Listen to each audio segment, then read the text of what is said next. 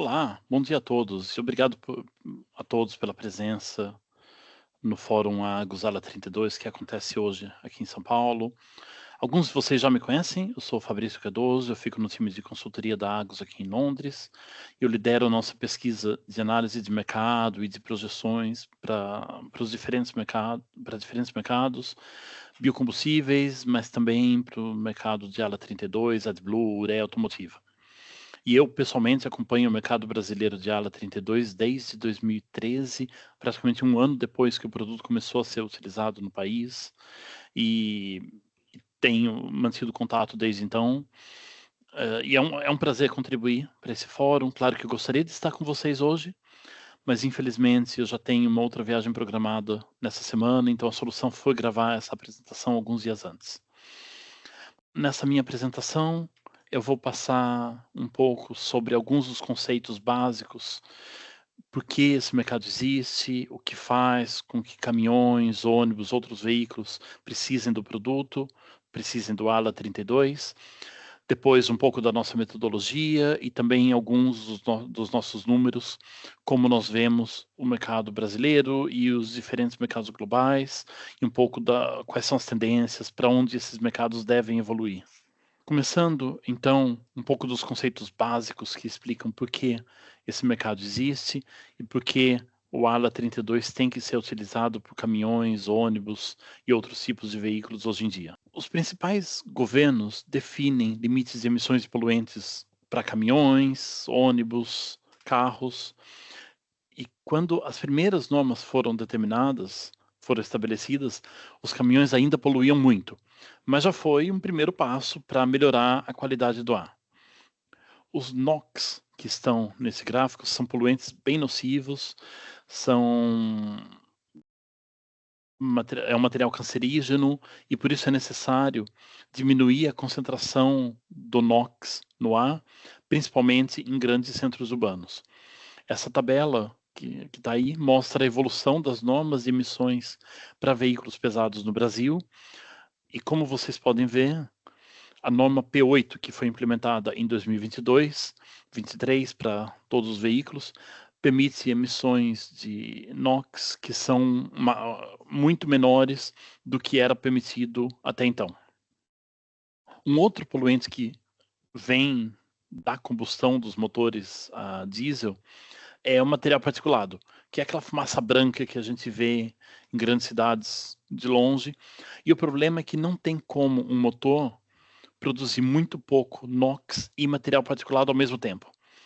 Dependendo de como o motor for calibrado, ele vai produzir um pouco mais NOx ou um pouco NOx ou muito material particulado, ou o contrário. E quando a gente olha a evolução das normas de emissões, os níveis aceitos para NOx e para material particulado têm diminuindo bem rápido dos dois lados, de uma forma que é tecnicamente impossível chegar nesses níveis só a partir calibrando o motor de uma forma mais eficiente. Mas então, como que é feito? A solução que surgiu a partir da norma equivalente à Euro 4 aqui no Brasil, que seria a Euro 4, que no Brasil seria o P6, mas que na verdade nunca foi implementado, foi a utilização de tecnologias de pós-tratamento.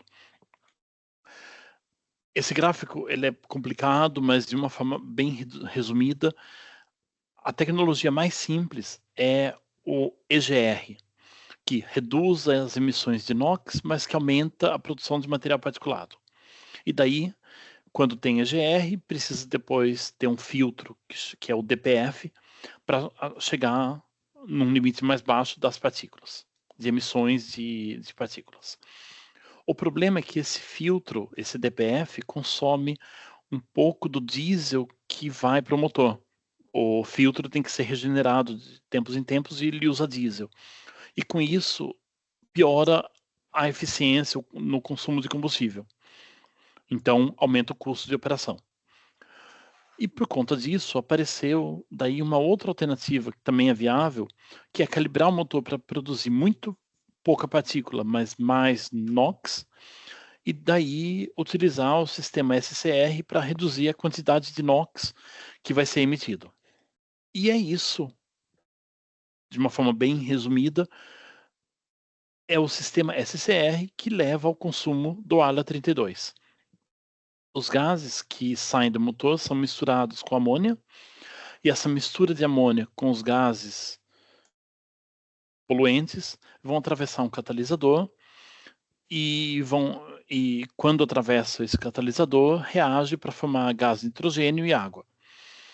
Mas amônia seria muito difícil de ter à disposição num caminhão, por exemplo. Amônia é um gás à temperatura ambiente e cheira muito mal. Então, a solução que foi encontrada foi utilizar ureia, que nada mais é do que 2 moléculas de amônia combinadas, e uma vez que a ureia é aquecida, a ureia é quebrada de volta, vira amônia de novo, e é isso que permite a neutralização dos gases, permite que isso aconteça. Então, para completar essa parte, o que é exatamente o ALA32, que o mercado europeu chama de AdBlue, o mercado americano chama de DEF? O ALA é uma solução de ureia e gás, água deionizada, 32,5% de ureia, o resto de água. E é um produto muito simples, mas que por conta do catalisador no SCR, que tem metais preciosos, a ureia tem que ser de boa qualidade, então não pode ser ureia agrícola, e a água tem que ser deionizada, porque metais e outros íons da água normal podem causar corrosão no sistema.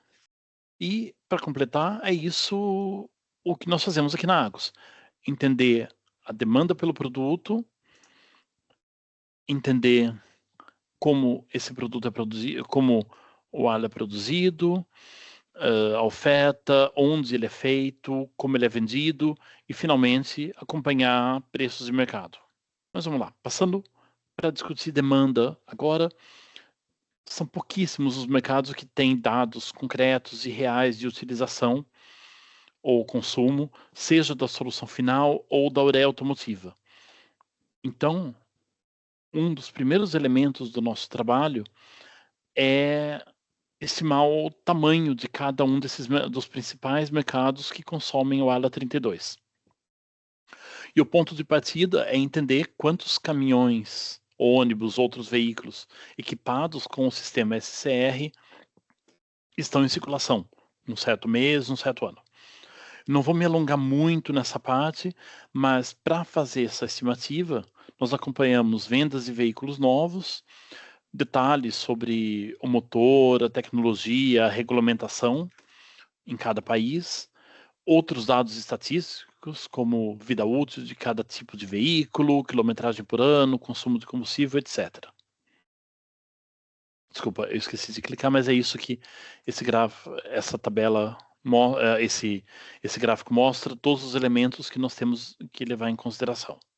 Pensando um pouco daí no mercado brasileiro, esses são, de uma forma simplificada, os 4 principais fatores que influenciam o consumo de ALA num determinado mês ou ano.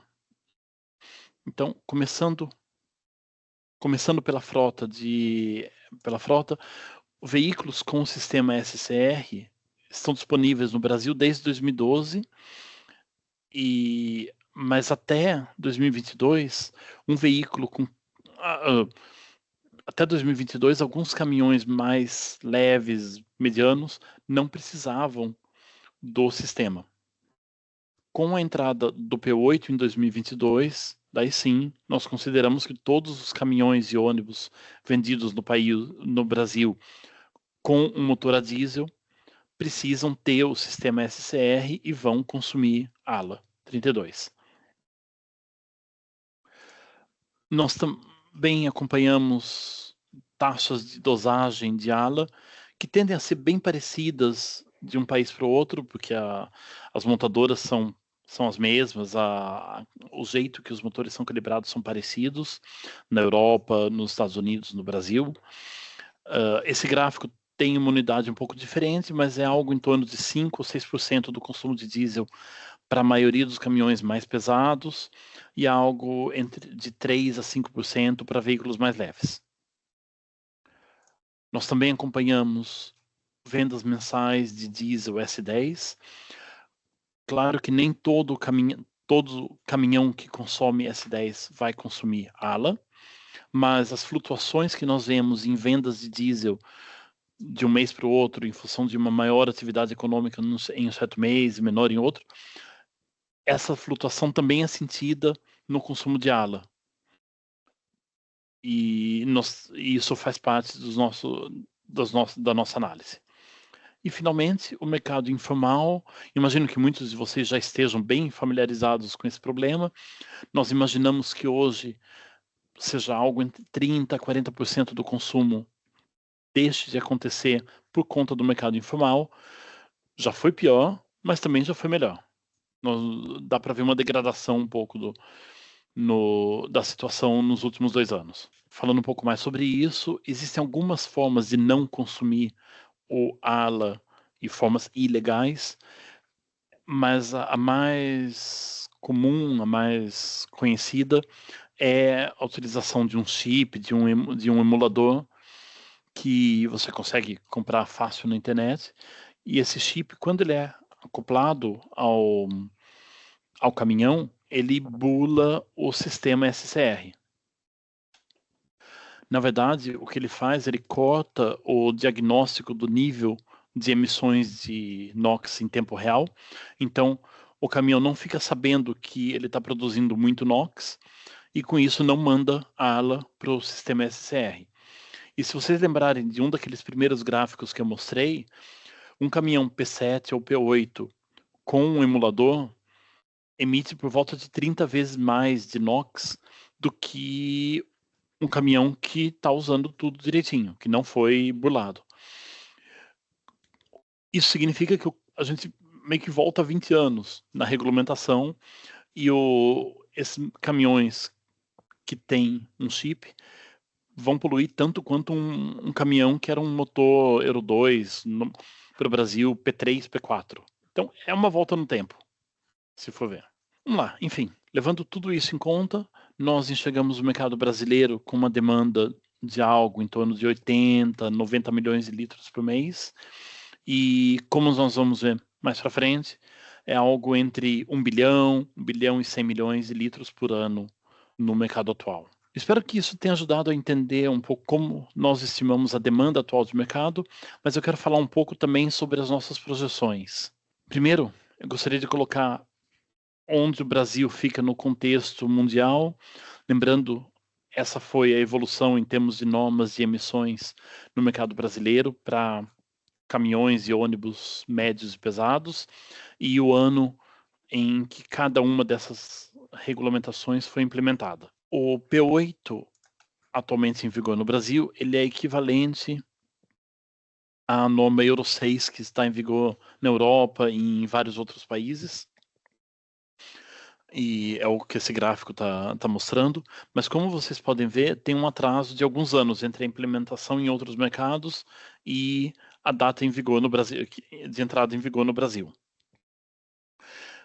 Também dá para ver que nos principais mercados, Europa, Estados Unidos, China, já existe uma nova etapa que vai entrar em vigor nos próximos anos e que vai reduzir ainda mais o nível de emissões de NOx e de material particulado. Vamos olhar um pouco isso. Começando com Europa, o Euro 7 foi aprovado no meio de 2024, mas ele vai entrar em vigor para caminhões em 2028. O Euro 7, a exigência regulamentar de emissões é que vai diminuir os limites de NOx em 50% e de partículas em 20% ou 25% com relação ao Euro 6. No mercado americano, é uma situação similar, mas as normas de emissões que vão entrar em vigor nos próximos anos vão levar a uma redução ainda mais forte do nível de NOx que vai ser aceito. O que foi aprovado é 2027 a nível federal, mas na Califórnia já a partir desse ano, mas a norma da Califórnia é confusa. o nível já tem que cair esse ano, mas existe um banco de créditos e nem todos os caminhões vendidos hoje lá já são capazes de emitir 75% a menos de NOx. Mas qual que é o impacto que isso vai ter na configuração dos motores e na configuração dos sistemas SCR? Bom, para atingir níveis ainda mais baixos de emissões de NOx, provavelmente os motores vão ter que ter 2 ou 3 blocos com SCR em vez de um só, que é o que você tem hoje num Euro 5, Euro 6. Isso não significa que a dosagem vai ser o dobro ou o triplo do que é num caminhão atual, mas deve sim aumentar em 20, 25% a taxa de dosagem de ala por quilômetro rodado. Por outro lado, os caminhões vão ficar mais caros. E com isso, nós esperamos que alguns modelos de caminhões medianos acabem indo para tecnologias alternativas, motores híbridos, elétricos. Por exemplo, para o mercado americano, classe 8 são os caminhões pesados, então equivalente àquele caminhão que é mais vendido no Brasil, que faz fretes longos. Nós temos uma projeção de vendas de caminhões que é relativamente estável com relação aos níveis atuais, mas nós esperamos que gradativamente vai haver menos caminhões a diesel por conta do custo mais elevado, que a regulamentação que necessita de níveis ainda mais baixos de NOx vai acarretar. O cenário é parecido na Europa, mas o que vai impactar muito o mercado europeu nos próximos anos são as metas de redução de CO2 para veículos pesados. O CO2 é gerado quando não é um poluente, mas é um gás a efeito estufa, e o CO2 é inevitável quando você consome diesel. E as metas são bem severas. Com base em 2019, os caminhões em 2025 vão ter que emitir 15% a menos de CO2, e isso vai aumentar para 65% em 2035 e 90% em 2040. Isso significa que, inevitavelmente, muitos dos caminhões a diesel vão vamos lá, isso significa que caminhões a diesel vão ter muita dificuldade em atingir esses níveis de consumo de CO2 reduzidos, e com isso a transição para tecnologias alternativas no mercado europeu vai ser mais acelerada do que em outros mercados. É assim que nós traduzimos essas regulamentações em números de vendas, em números. Vendas de SCR devem cair muito nos próximos anos, mesmo se as vendas de veículos se mantiverem estáveis, e por conta disso, o mercado europeu, a partir de 2027, 2028, deve chegar num pico, deve atingir o máximo que o mercado vai ter de tamanho de frota SCR. Porque a partir lá para 2027, 2028, muito caminhão a diesel vai chegar no final da vida útil e vai ser trocado por caminhões que não são mais diesel. E com isso, a frota que vinha aumentando vai começar a diminuir, e isso também deve levar a uma queda no consumo de AdBlue no mercado europeu. Então, para completar um pouco do mercado brasileiro, um pouco do mercado brasileiro, nós não assumimos que essas normas mais rígidas que vão entrar no vigor na Europa e nos Estados Unidos vão ser implementadas no Brasil nos próximos anos. Então, os nossos números são com base no P8 ainda em vigor por bem mais tempo.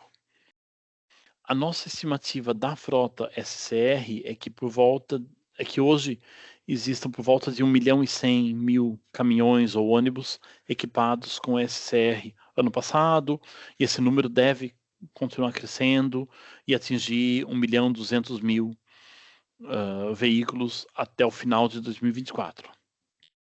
Quando nós daí consideramos todos os outros elementos que eu apresentei antes, É um mercado que poderia ser hoje de 1 bilhão, 1,2, 1,3 bilhões, mas que por conta do mercado informal tem um tamanho menor. Nós estimamos que o consumo de água hoje no Brasil seja mais algo em torno de 1 bilhão, 1,50 bilhão de litros em 2024. Mas é um mercado que deve continuar crescendo, ainda tem muito caminhão mais antigo que não tem SCR, então a frota deve continuar aumentando nos próximos anos, e até 2027 nós imaginamos que o mercado brasileiro ainda cresça mais 15, 20%, e juntando com outros países da América Latina, isso deve chegar a 1,6, 1,7 bilhões de litros daqui a 3 anos. E é isso. Muito obrigado a todos, obrigado pela atenção, ótimo evento. Até mais.